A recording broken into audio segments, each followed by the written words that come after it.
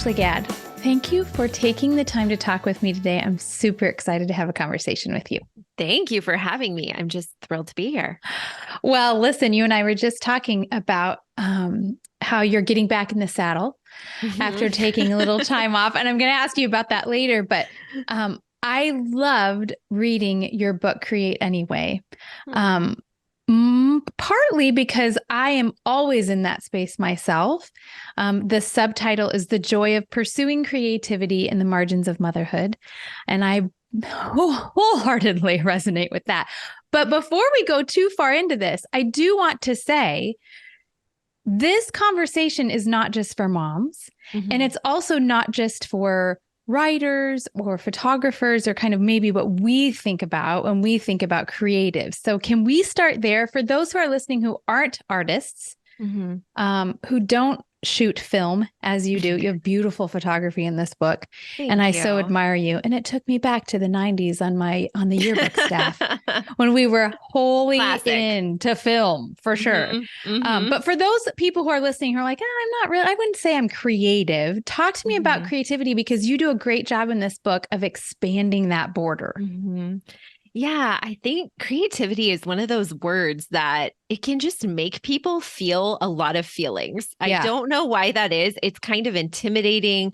And I have felt that a lot, even with the word writer. You know, it took me years and years and years to call myself a writer because I had all these preconceived notions about what it meant to be a writer. And I felt almost as if I had to reach a certain level of experience or success before I could claim that title, when in actuality, if you write, you are a writer. A writer is a person who writes. And I write all the time, and I've been writing my entire life. And yet I was so nervous to claim that word for myself. And I think creative or creativity is one of those words that people really wrestle with because they have a lot of preconceived notions about what it means to be creative. You know, we inherently picture, you know, painters or scrapbookers or, you know, any of these maybe more mainstream cliche stereotypical versions of creativity, when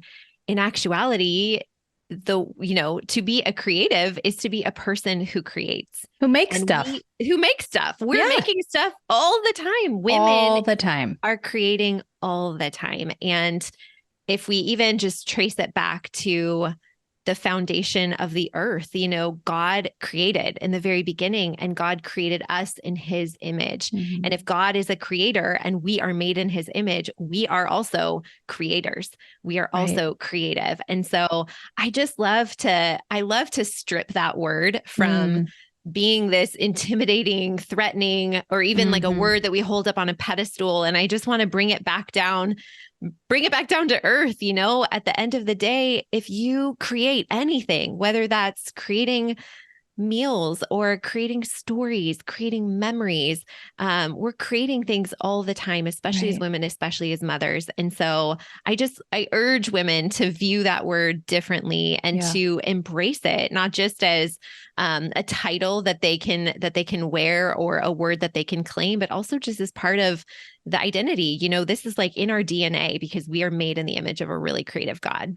Yes. Amen. I think we have paired creativity, feeling legit as a creative or a creative person, if we are paid. Yes. I think that's where it gets a little wonky. I hang around with a lot of people who are writing or hoping to write, and they all say the same thing. And I have felt the same thing. Like, how could I ever say I am a writer unless someone has cut me a check? And I love it that you take that to task. I mean, when you're baking cookies for your kids, that is creating. When you are planting something in a garden, or in my case, killing something, that's not creative. I love it, though, that you strip that layer away. This is not about whether or not someone has given you a business card or you have printed them and decided now I am an actual creative. I think there's just so much more to love about that. And there's something that happens. Maybe this is just me. I don't think so. There's something that happens when you make things. Yes. Even if that is, I mean, there are so many versions of this, right? As you said, making a space more beautiful. putting something in the earth and seeing what happens with that, helping your kids make something from nothing, or just doing it on your own. Something happens with that I don't think we can scratch that itch elsewhere. Do you think that's true?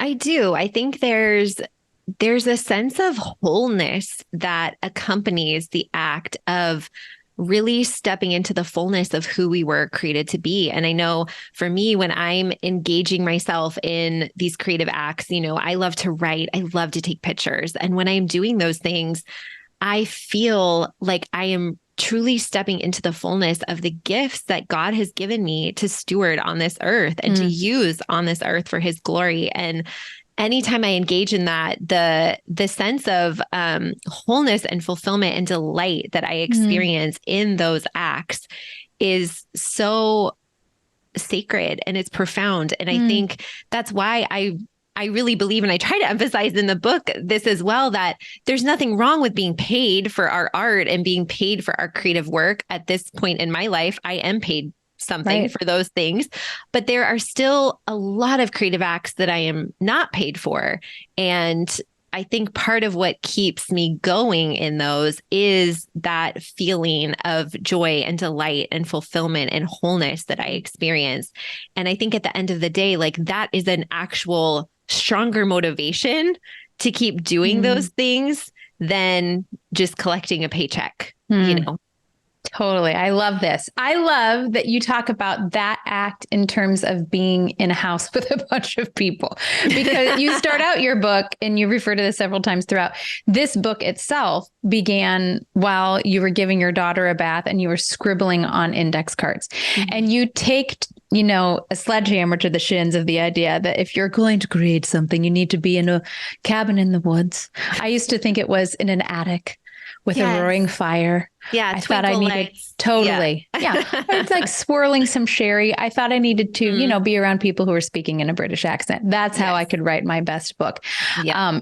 So far, that has never happened to me. I've never written by a roaring fire. It's I don't such think. a shame. I know. Such a shame. I mean, I'm not going to lie. I wish I could write in that environment rather than the bathroom floor. Right. If that's your current setup and working for you, more power to you. But for the rest of us,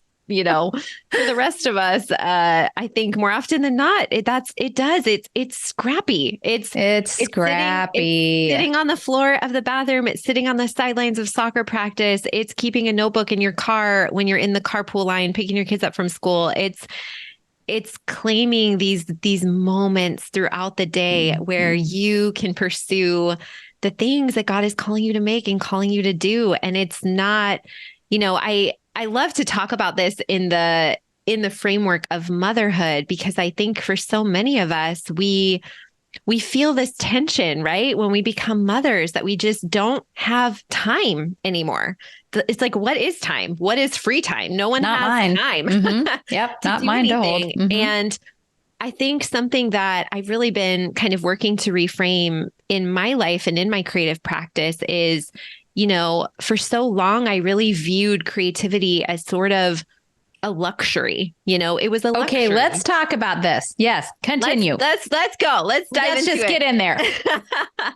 I think for so long, I viewed it almost as like a frivolous thing, that, when I'm because again, for a lot of my creative work, still to this day, I don't get paid for it, right? Like I don't get paid for a lot of the things that I make and a lot of the creative work that I do.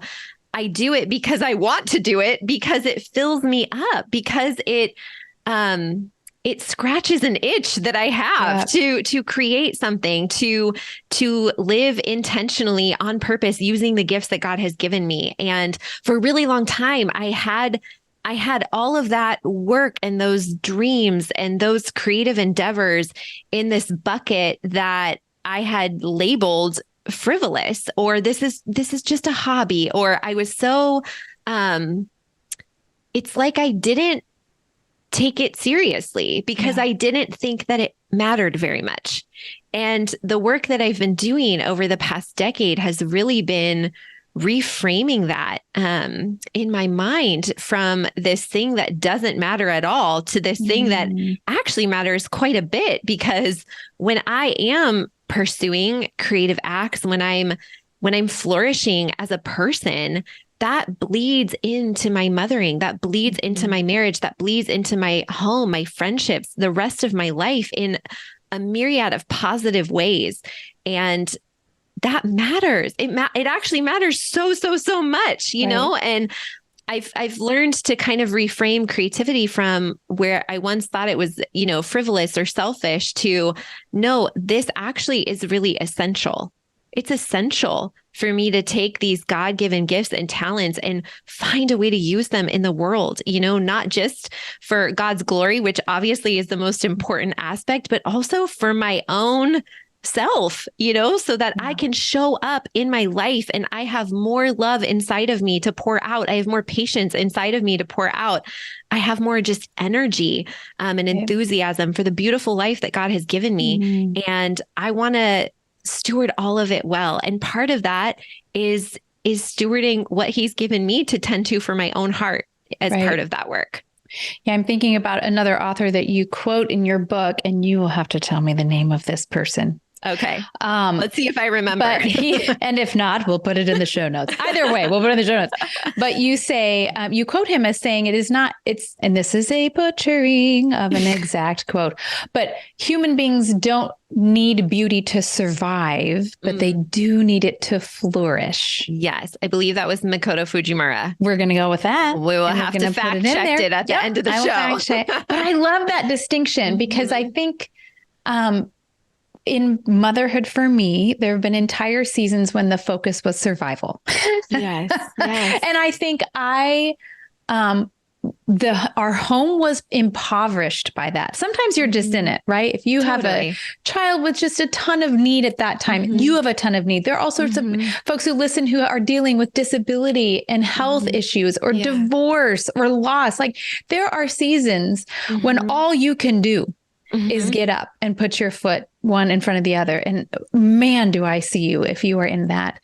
But I would argue that maybe especially in those seasons, beauty and creating something, making something, even if it's just the best freaking cup of tea you have ever made, that is a worthwhile pursuit because I think that we are wired to love beautiful things. And if you are wondering, we're recording this during the fall, and outside of both of I have windows to the right and the left of me, and I live in the Midwest, and the fall is a riot of color. It is so beautiful. I don't have the right words for it. And so if you're ever wondering if God values beauty, just come to Iowa in October and just step out my front door and you will know. He could have just had that whole season change be like overnight and all the leaves would die. Yeah. That would be very efficient.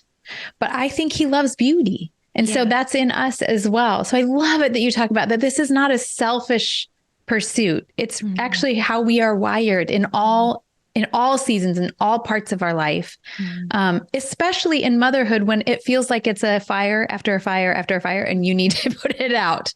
Yeah. Right? Yeah. I love what you just said. And I have my very best friend is in a season like that right now where just her world is collapsing all around her and really has been for the last couple of years. She's been going through a lot of hard things and she started taking pictures. When everything first happened, when her world came crashing down, she took out her camera. It was one of the first things she did. She had this urge to chase light and find beauty in the brokenness all around her. And I think that is such a testament to what it means to be a believer, right? We live in just a broken world with heartbreak all around us all the time, devastation all around us all the time. And yet for those of us who have this eternal hope, finding ways to capture glimpses of it here on earth is such a powerful, it's such a powerful act of hope, of declaring hope beyond this world. And again, going back to that simple truth, this matters. Art matters. And unfortunately, we kind of live in a society that doesn't really value it. Right. But I see it as one of the most essential parts of even living out our lives as believers, as looking around at all of the brokenness and finding beauty in it and not stopping until we do. And I just think that that is such a powerful act that, anybody in any season, I'm not saying it has to be a camera, but if there is a way for you to create beauty, find beauty, notice beauty, capture beauty, it can actually be like a really healing practice. Right. Absolutely. I think in our house, my family knows when I'm feeling like I haven't been making anything, when I start baking, like my hair's on fire. Yeah. And it's such a very beginning, middle, and end. I make something, they eat it, they like it. And I love that there are a lot of other parts of my life that take longer to make things. It takes a long time to write a book, for example. But there is something about tending to your heart in that way. And I love it that you value that. I'd like to kind of pivot to how in the world you're doing this with children. Okay. I have some. Yep. You have 3 kids. What are their ages right now? Right now they are 8, 11, and 11. I should have gone in order. That was weird that I did that. I noticed that. It's okay. 11, 8, and 11, 8, and 4 is what I meant to say. Awesome. I am all over the place right now. I have a 6th grader, a 3rd grader, and a preschooler who all go to different schools as of this year. So that's been a bit of a little adjustment this fall. But that's why you don't know how old they are. That's why I don't know. It takes me a second to remember. Yeah. You're too tired. Yeah. No, I absolutely have done that many times. In fact, usually 2 of my children were born on the same day, 3 years apart. And my goodness. What are the odds of that? Listen, that's wild. And please don't ask me if I induced to make that happen. I won't. On purpose. Do I look like a woman who wanted to do that? No. But for years, every pediatrician call when I would try to get all of them in the same time, and I would say their dates. Yes. Every single time there was a pause and the nurse is like, "Oh, you're so tired." Yeah. They're like, "Are you sure? Are you sure you want to revisit that?" So you have 3, you are in it to win it. I have 3. We're a little bit older. Mine are college and high school. Okay. And I wish, Ashlee, that I would have had your book about 10 years ago, because you make such a powerful case for the importance of creating alongside our kids. Yeah. And for years, I'm not sure what Kool-Aid I was drinking. It really doesn't make sense that I thought this. My mom is a professional musician. And so I saw her being a violinist and having a studio of violinists in our house. I thought that was completely normal because it was for us. And she did this dance so beautifully. So I'm not sure why I started thinking that I needed to create when people were sleeping. I mean, part of it is I need quiet, but when they're sleeping, when they're at school, when they're at half day kindergarten, whatever, I would just real quick make things. And for me, it was writing books. And I got it into my head that once kids were around, then I had to do the real work, right? So that's when I should be vacuuming or cooking or cleaning or schlepping. And all those things are important.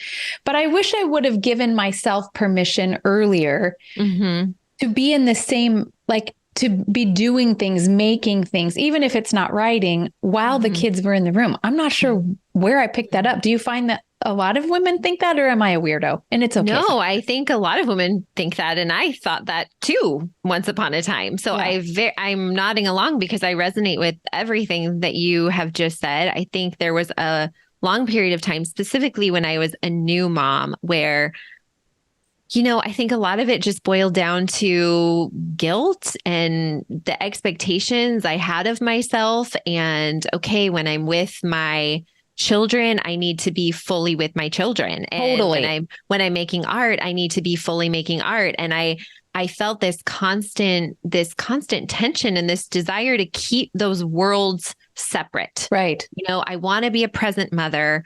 I want to be good at my art. Ergo, these 2 worlds cannot touch each other, because if they do, everything is going to implode. Right. And I will be a bad mom and I will be a bad writer and nothing will be good.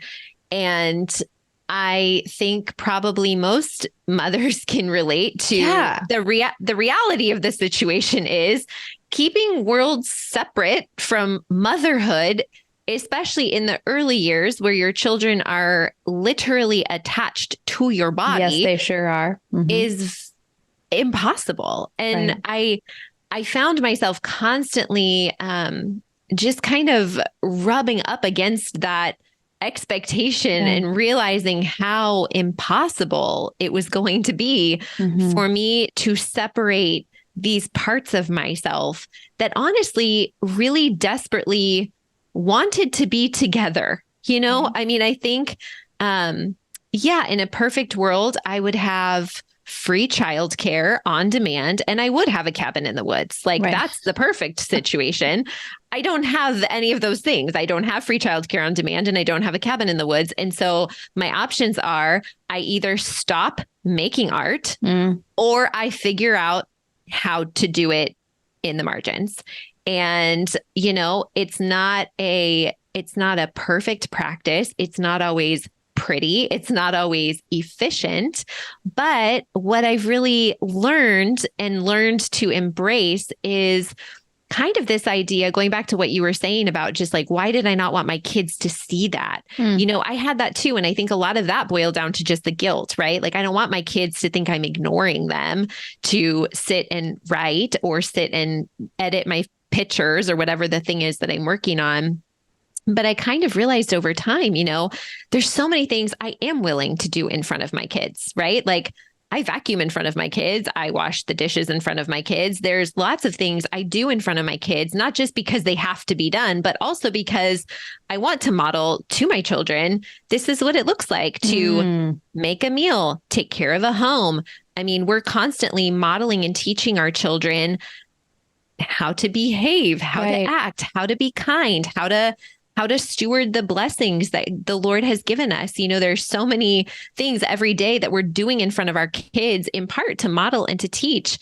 Why? And I started kind of wrestling with this question of like, why would I not model for my kids and show my kids what it looks like to make art? Why would I not model and show my kids what it looks like to take the gifts and the talents that God has put inside of me and use them in the world? Like, is that not what I want for my own children? I want my children to grow up and create. I want them to grow up with a deep love and appreciation for art and for beauty. And if I want them to do those things, what better way to encourage that in the long haul of their lives than to show them what it looks like myself, you know, and to show them that, you know, I think too about, just, you know, legacy and how I don't want my kids to grow up and their only memory of me is a mom that was vacuuming all the time. You know, you guys, I love to That vacuum. will definitely not be a memory for my children. They'll have to really think hard. When did she vacuum?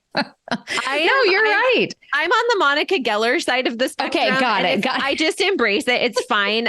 Clutter in a messy house like makes me very anxious. Actually, me too. It's kind of triggering to me. So I do clean a lot. I clean in front of my kids a lot. And I've thought so many times, gosh, I would hate to get to the end of my life. And that's the memory my kids have of me, right? Is this mom that was just constantly vacuuming the floors and picking up things and cleaning and wiping and scrubbing dishes. And I want them to see me doing the things that make me feel alive. I don't want to do those things in secret and not let my kids bear witness to it, because I want them to remember me that way. And I want them, you know, my daughter, especially Presley, if she grows up and becomes a mother, I want her to be able to make that time for herself and to use her gifts in the world. And so I have to show her what that looks like. And there's no better way than to model it myself. That was a really long answer. I'm sorry. No, it's such a great answer. Very long time. Such a great answer. No, and I wholeheartedly agree that there's something about seeing our kids seeing us do all the things.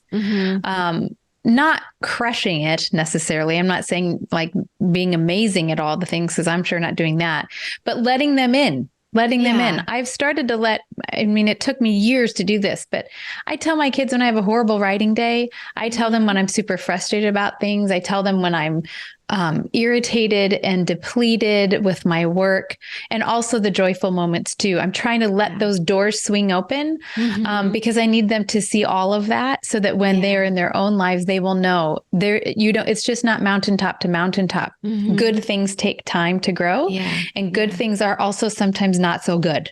Like it takes a minute to get through a whole bunch of different valleys. So, and I think it's so good for our kids to see us as well-rounded people. Human beings, I talk to so many women who,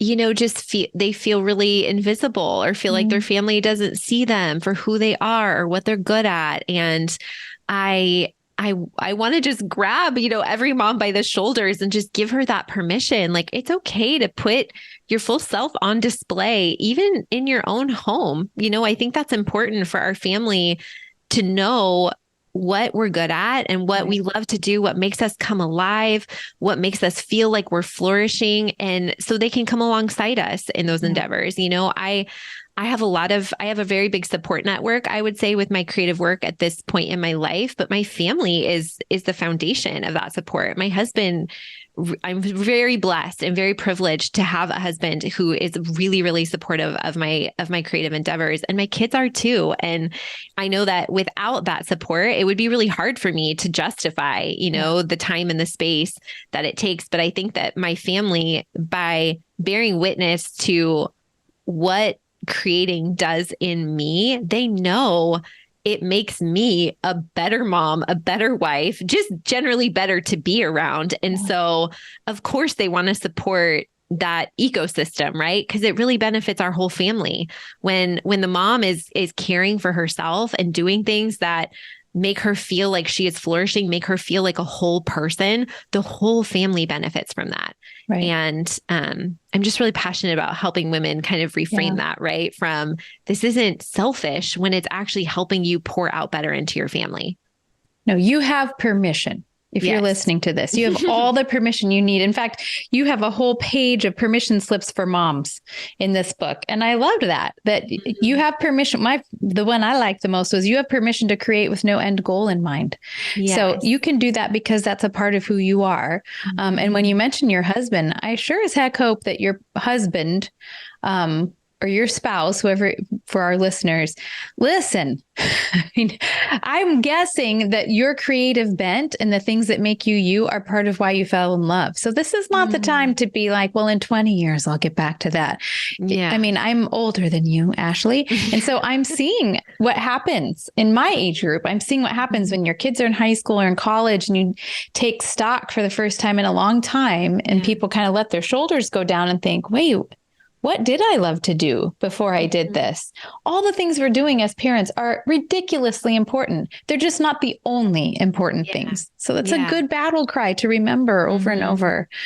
Okay. I have one more writing question, or even creativity question for you. And then I have, I'm going to switch it up. Okay. This idea that creativity begets creativity.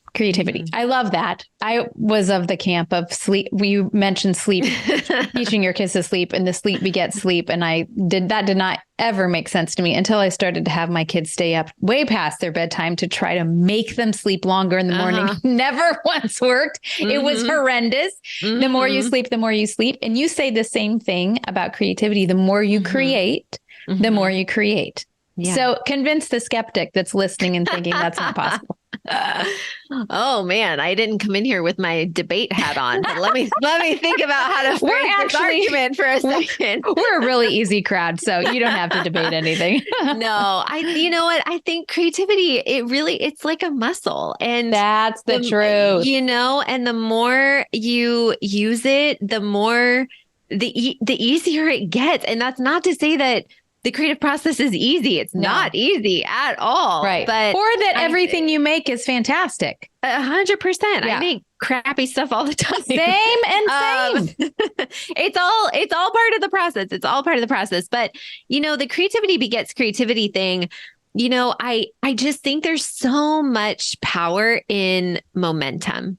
Mm. And I know for me that there have been seasons in my life where, for whatever reason, whether I'm just in a dry spell creatively, maybe I'm just purely exhausted. Maybe I'm in a newborn, I have a newborn baby. I'm not sleeping at all. I just feel like I have literally nothing else to give. I've been in seasons before where, it almost feels like a bit of a creative drought. And I continue to see it as a miracle when the first time I actually step out of that space and make the time to sit down and either write something or take a really beautiful picture that I'm really proud of, or bake banana bread or put seeds in the dirt, like whatever the thing is, how just that sheer act of moving forward, it really can just propel so much momentum. And I find that the more I write, the more pictures I want to take. And the more pictures I take, the more flowers I want to grow. And the more flowers I grow, the more flowers I grow, the more time I want to spend outside. It's like every little thing has kind of this little domino effect. And once you start just letting yourself kind of live off that momentum, it's almost like if you can, I don't run. I don't like cycle. So I just need to put that out there right now. Like I do yoga and that's it. So when I use exercise metaphors, I need to make it clear that this is not even personal experience so much as I know this is how it works. Yes. Hypothetically. But I almost think of it as if you're riding a bike up a hill, if you can just get yourself there. If you can just get moving and just get yourself to the top of that hill, on the way down, you can like take your foot off the pedal and you can just feel the wind at your back. And to me, just getting over that initial hump, it just creates this like forward motion, this sense of momentum where you just want to keep going. And the more you notice beauty around you, the more you want to document it. And the more you document it, the more you want to see it. And it's just, I don't know how to explain it. There's almost like a holy mystery to it. But in my experience, that's how art works. It's just every act of creativity begets another act of creativity. It's extremely generative in that way. And I think that practice, if you can just get yourself up the hill, and that's hard. I don't want to say that's not hard, especially if you're coming out of a season where you haven't been creating, or maybe you've spent your whole life resisting the urge to create and it just feels impossible to get started. That's my encouragement to you. Just get your butt up the hill and the rest will just follow. You will just feel it. So good. And it's so true. I've found that many times in my life as well.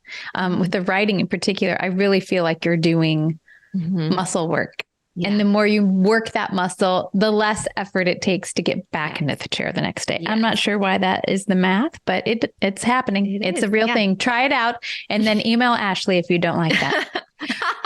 Yes, please. I'd love to argue with you over She'd love to debate this. Yes. No, I think you're spot on. There's nothing to debate.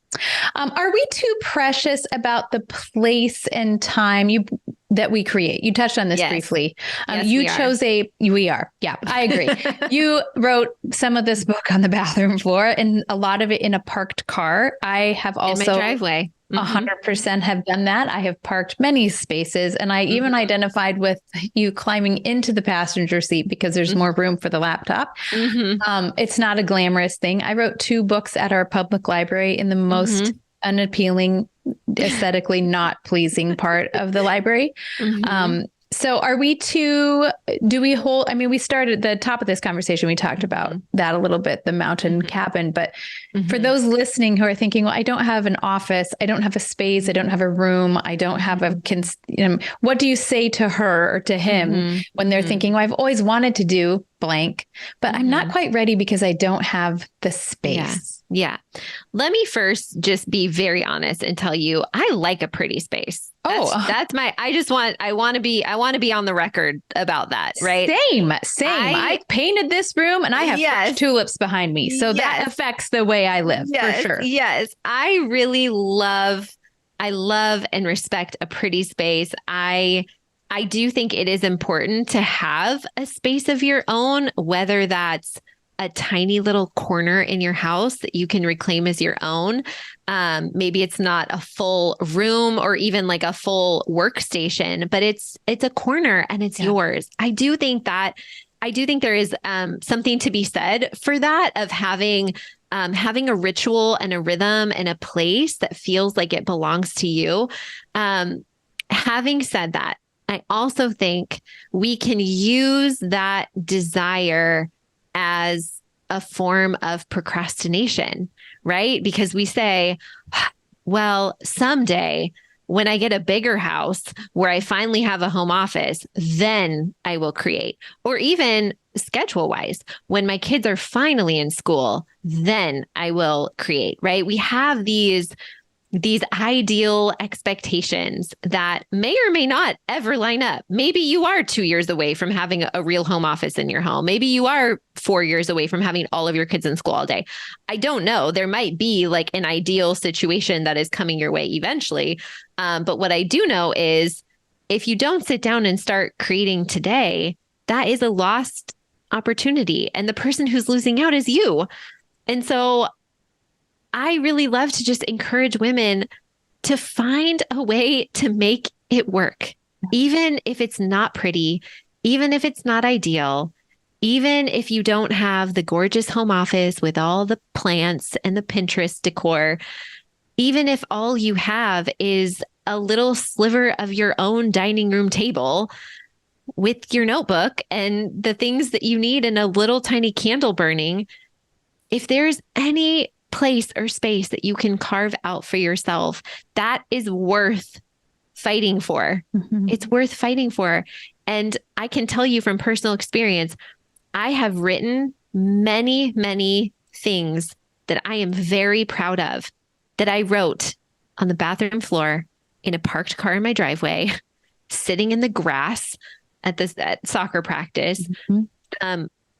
It's not that like my best work has come from pretty places. Mm-hmm. You know, I have worked in pretty places before, mm-hmm. but those two things are not the same or have the same correlation. I don't know if I'm articulating this well, but trying to kind of drive home this point that like, you don't have to be sitting in a really beautiful place to produce really beautiful work.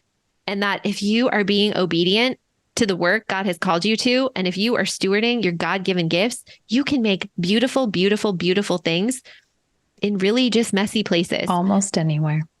Almost anywhere. Yeah. Yep. No, yeah. So good. I want to ask you about what you've been making recently. You have been on a social media sabbatical, which I wholeheartedly support and think is a fantastic idea. Mm-hmm. And I'm wondering, I mean, this is like a very timely question. How has mm-hmm. that rejuvenated you? How did you decide to do that? Because a lot of your work has been online. You are a founder, the founder, right, of Coffee and Crumbs, which mm-hmm. is a beautiful space and a beautiful resource for so many mom creatives. Mm-hmm. I have people in my life who are very envious that I'm talking to you today. Oh my goodness. So you have built something really beautiful and you are continuing to build it. Mm. And that's mainly online. And so how did you decide to step away? Because there are lots of folks listening who are thinking, is social media a place where I want to hang out more or less? And if so, how did you take a sabbatical and are you coming back? What do you know now that you didn't know a few months ago? Oh gosh, Kimberly, how much time do you have to talk through this? Should I have started with that question? This could be a whole podcast. Let me try to be concise about it. So first of all, thank you so much for that. Just those generous words. I'm truly humbled by them, and I hope I have not disappointed you in this interview. Not one bit. You have lived up and more. You know, I have had a love-hate relationship with social media for quite some time, as basically all of us do at this point. Is that fair to say? Totally I don't know. Fair. Yep.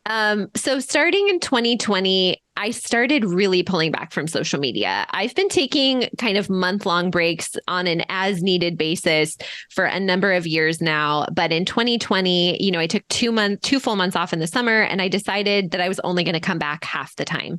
So I came back in the fall of 2020, and I started deleting Instagram every other week, as well as like 2 full months out of the year. So my current rhythm is really that I'm off Instagram completely. Like it's deleted from my phone. I am not logged in. I'm off all the way 30 weeks a year. And I'm on it 22 weeks a year.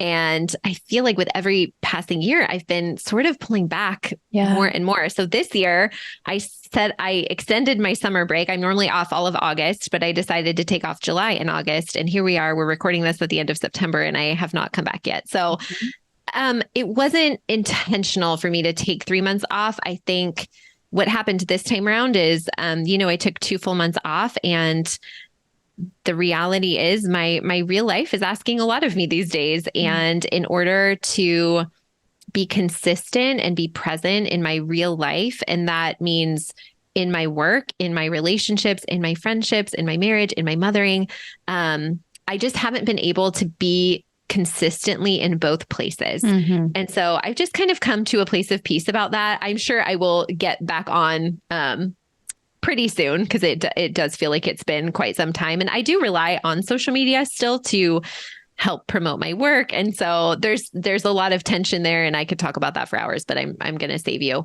I think, right now with just the building something online, and you've been online for a long time, you built Coffee Crumbs, which is all online.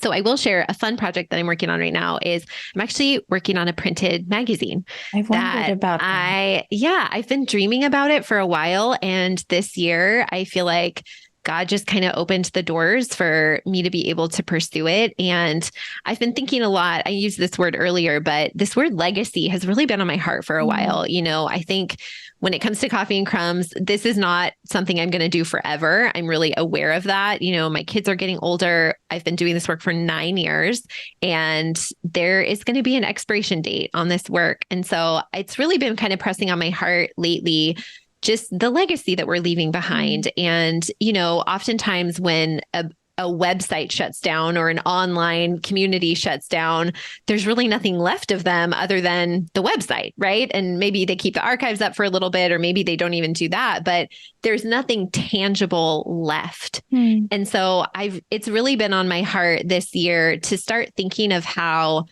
I can preserve the legacy of our creative work. I mean, we have hundreds and hundreds, possibly even thousands. I don't know. I don't keep track of the count, but of beautiful essays about motherhood, these really honest, raw, vulnerable stories that are so powerful and so special. And it's really been on my heart to find a way to preserve some of that work in a tangible format, so that when we do get to the end, there's something left of us that people can hold in their hands. And so, I'm working on a printed magazine. We're calling it Coffee and Crumbs, the Legacy Collection, Volume 1.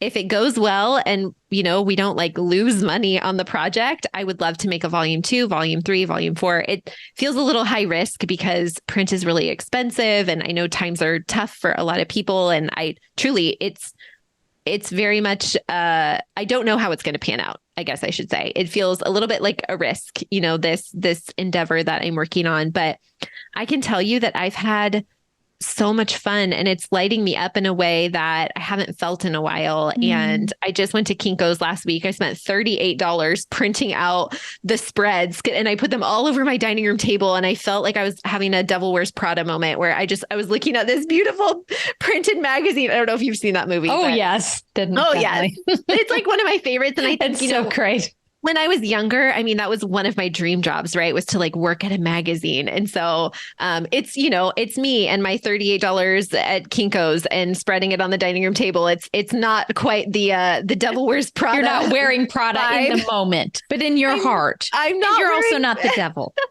There are differences. I'm not the devil. I'm not wearing, I'm not wearing high heels, and I don't have a cool glamour office, in the middle of New York City. But Other than that, it's been so fun making a magazine, and it's been just so cool to even see this work in print, because I don't see that. We make all of our work is on the internet. It's all online. It goes from a Google Doc into a Squarespace website. I don't ever touch it. I don't ever, get to look at it all spread out on paper with photos. And it's been really energizing to me.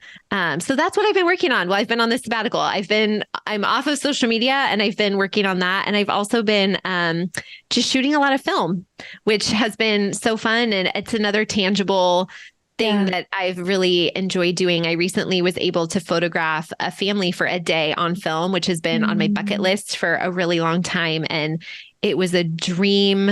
It was a dream. They were a dream. They were a dream to photograph. I had so much fun just being slow and taking my time. And I kind of realized at the end of the day, like, this is how I want to photograph families. I want to do it on film and I want to do it all day. And that's, I had never done that before. And it was really cool to come out of that experience and just feel so creatively fulfilled in that. I love this. I love all parts of this. I love it that you circled several times around the idea of preservation. And that is a beautiful construct that I haven't used that word in that context before. That you're right. It's all a little bit slippery, the things that we make online. I mean, there's a place for it. And I think there's a spot that can be really life infusing. Yeah. But you got to you talk about being scrappy. You got to throw some elbows for it to be like that. And you're right that it can leave. So I love the idea of things held in. I mean, that's why I keep writing books that at a certain point to hold it in your hands, it feels more permanent. And it takes a different rhythm to make something like that. Right. I mean, I can post slow moments. It's very so slow. I mean, working on this print magazine, just piece by piece, design by design, page by page. I mean, it's very slow. It's very time consuming. Shooting film is so slow. I'm still so slow, like metering every shot, being really intentional with every shot. And then you have to wait for the film to get scanned and developed. And the whole thing is it takes weeks, to get the scans back. But I'm loving the slowness of it. I think that in our fast paced TikTok, just endless content through a fire hose world, there's something so beautiful about just for me, it feels like I'm making less, like I'm making less work, but I'm making beautiful work that I really care about. And it's that quality over quantity mindset of, I haven't been on social media in 3 months, but behind the scenes, I'm slowing down and I'm making really special things. For sure. And please hear me. I was definitely not saying, what have you been up to if you haven't been on social media? I assume if people are on social media, that way. I assume if you're not there, you're doing really great stuff. Yes. So that's the assumption here. Yeah. This weekend we had homecoming at our house. And so, it was really fun. We do a dinner at our house every time. We've had a lot of prom and a lot of homecoming dinners. I don't know how many over the last many years, but, my kids were talking about how the DJ was so much better at the dance this year because he let full songs go. The year before, it basically felt like, my son Mitch said, it felt like TikTok. And we aren't super big fans of TikTok around here. And so the DJ would let the song go for only so many, 30 seconds, or it would build to like the actual fun chorus or the bridge. And he'd kick it off and go to another thing. It was very frustrating for people who love music. Yeah. And that's what I'm talking about. It takes time. I think we're conditioned for short things right now, even at homecoming dances. And I love it that you're doing longer things. Ashlee, I have one more question for you. But before that, I just want to say, one of the ideas that has stuck the most with me in your book, Create Anyway, is the idea of following the light.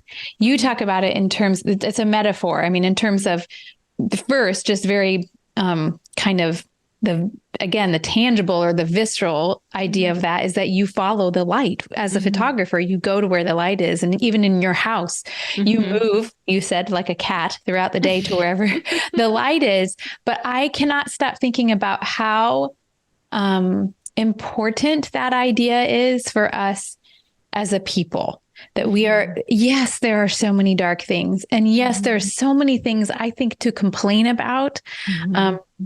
I think there are many mom circles that basically circle that wagon over and over again about what hard things are. And you make a point to say, and I affirm, we talk honestly about our lives and we talk honestly about the hard things. But we do have some ownership in following the light and finding the light spaces and spending time there, both with the people and the ideas and the spaces that build us up and encourage us and infuse courage in us. So I just want to say, you are doing that. You're doing that in this book. It sounds like you're doing it in your house. And I just want to thank you for that, because there are lots of ways to approach this idea and you did it in a light-filled way. So well done. Thank you. Absolutely. You see the tears in my eyes right now? Thank you. That was really kind. Thank you. I receive it. Absolutely true. Okay. Last question that I ask all of my guests is a book nerd question. That's how I write it. I love it. Yeah. So 2 questions. First, a book that you've recommended 1,000,000 times to people. It could be super, super duper old. The author could be super duper dead.